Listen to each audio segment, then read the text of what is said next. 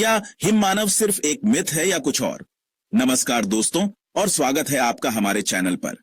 आज हम एक ऐसे रहस्य को सुलझाने की कोशिश करेंगे जिसने सदियों से इंसानों को मोहित किया है।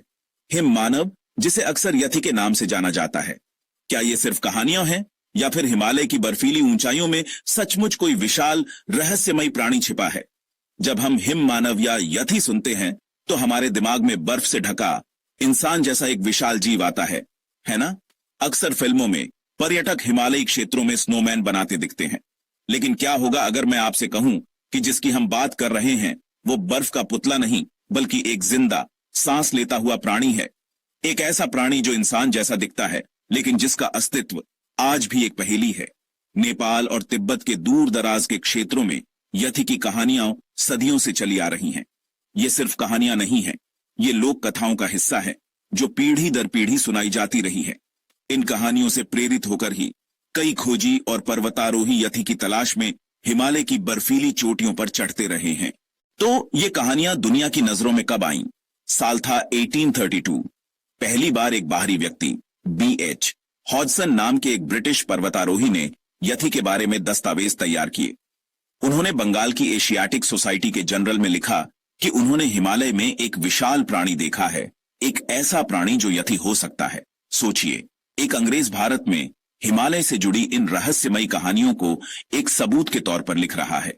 जिज्ञासा तो बढ़नी ही थी, लेकिन इस रहस्य को असली उछाल मिला 1951 में। ब्रिटिश पर्वतारोही एरिक शिप्टन ने अपने साथी डॉ माइकल के साथ एक ऐसी तस्वीर खींची जिसने दुनिया को हिला दिया। ये तस्वीर थी विशाल पैरों के निशानों की, जो उनकी बर्फ खोदने वाली कुदाल से भी बड़े थे। ये निशान उन्हें 15 से 16 हजार फीट की ऊंचाई पर मेन लंग बेसिन में मिले थे। शिप्टन ने दावा किया कि ये निशान यति के ही थे। शिप्टन की तस्वीरों ने दुनिया भर से सैलानियों को हिमालय की ओर आकर्षित किया। हर कोई यति को देखना चाहता था, और जब ये सैलानी नेपाल और तिब्बत के स्थानीय लोगों, खासकर शेरपा समुदाय से मिले, तो उन्हें और भी चौंकाने वाली कहानियां सुनने को मिली।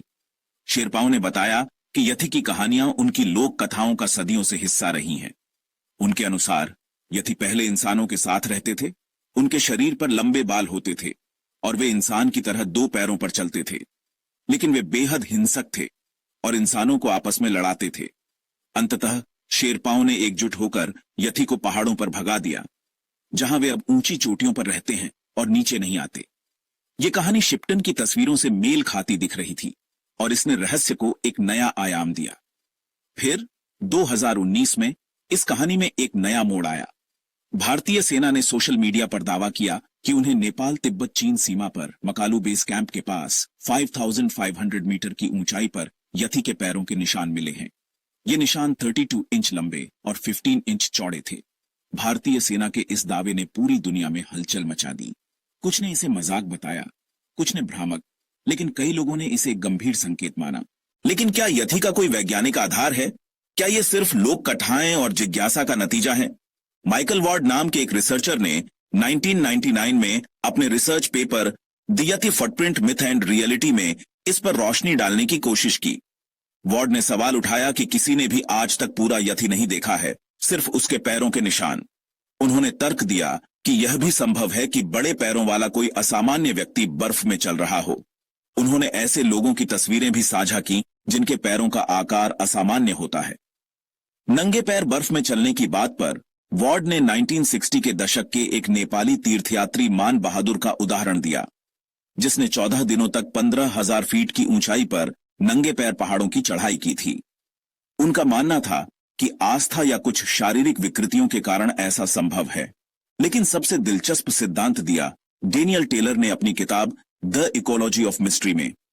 उन्होंने 60 साल तक हिमालयी क्षेत्र में खोज की और उन्हें यति कहीं नहीं मिला। टेलर का मानना है कि जिन पैरों के निशानों को यति का बताया जाता है, वे असल में हिमालय में पाए जाने वाले एक बड़े भालू के हैं। और भालू तो नंगे पैर ही चलेंगे, है ना? लेकिन पैरों का इतना बड़ा होना और 2 पैरों पर चलने का क्या? टेलर ने समझाया कि मादा भालू जब चलती है तो उसके बच्चे उसी रास्ते पर और उसी जगह पैर रखते हैं जहां मां ने रखा है। इससे निशान बड़े और चौड़े दिख सकते हैं। और हां, भालू 2 पैरों पर भी चल सकते हैं। आपने उन्हें अक्सर सर्कस में या वीडियो में देखा होगा। तो सेना द्वारा देखे गए निशान भी एक असामान्य आकार के भालू के पैरों के हो सकते हैं। और रही बात शेरपाओं की लोक कथाओं की, तो टेलर का मानना है कि ये कहानियां बच्चों को पहाड़ों पर जाने से रोकने के लिए घड़ी गई काल्पनिक कथाएं हो सकती हैं, ठीक वैसे ही जैसे हमारे यहाँ विक्रम बेताल की कहानियां सुनाई जाती हैं। और जो लोग यथी की उंगलियां या खोपड़ी मिलने का दावा करते थे, उनके सैंपल के डीएनए टेस्ट में कोई सबूत नहीं मिला। तो क्या यथी सिर्फ एक कल्पना है? वैज्ञानिक प्रमाण बताते हैं कि ऐसा ही है। पैरों के निशानों को बड़े भालुओं या कुछ दुर्लभ मानव विकृतियों से समझाया जा सकता है। लेकिन दोस्तों, इस पूरी कहानी को सुनकर मन में एक सवाल तो जरूर आता है ना? यार, कुछ तो हो सकता है। जिज्ञासा इंसान को हमेशा अपनी ओर खींचती है। हमारे राजस्थान में भानगढ़ का किला है, जिसे आर्कियोलॉजिकल सर्वे ऑफ इंडिया ने हंटेड साइट घोषित किया है। सिर्फ एक बोर्ड लगने से वहां का पर्यटन नेक्स्ट लेवल पर पहुंच गया। लोग यह देखने जाते हैं कि कुछ तो होगा। यथी की कहानी भी कुछ ऐसी ही है। ये भले ही एक रहस्य हो, एक कल्पना हो, लेकिन ये कल्पना हिमालय के पर्यटन को, पर्वतारोहियों के रोमांच को और कहानियों को एक नया जीवन देती है। लोग यथी को खोजने की उम्मीद में बर्फीले पहाड़ों पर दूर दूर तक जाते हैं और पर्वतारोहण का भरपूर आनंद लेते हैं।